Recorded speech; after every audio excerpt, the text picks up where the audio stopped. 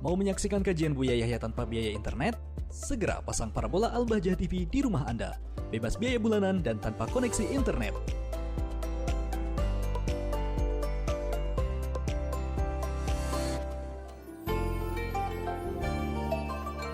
Assalamualaikum warahmatullahi wabarakatuh. Assalamualaikum. Pertanyaan dari sahabat Ashraf Ramadan dari Kabupaten Bekasi, Buya. Ini Buya, apa tanggapan Buya terkait pernyataan Kapolri baru, yaitu Komjen Listio Sigit Prabowo, yang meminta atau menyuruh agar anggota Kapolrinya untuk mempelajari kitab kuning, Buya. Dan apa kitab rujukan atau saran dari Buya untuk dipelajari di kepolisian? Terima kasih, jazakallah. Baik.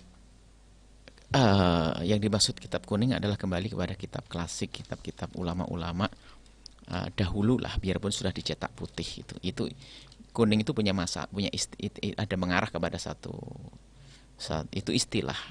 Biarpun sudah dicetak putih, tetap namanya kitab kuning. Maksudnya kitab dahulu, kitab lama yang sudah familiar dengan masyarakat ulama Indonesia yang memang selama ini mengajarkan kelembutan, keindahan dan sebagainya.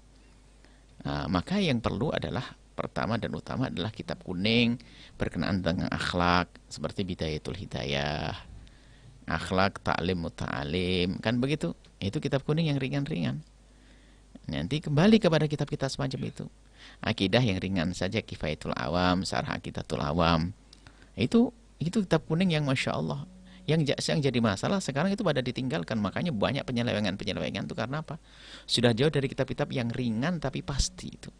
Kalau orang baca kitab Bidayatul Hidayah sama kitab Ta'lim Muta'alim, insya Allah adabnya istimewa. Bagaimana dengan guru dan sebagainya.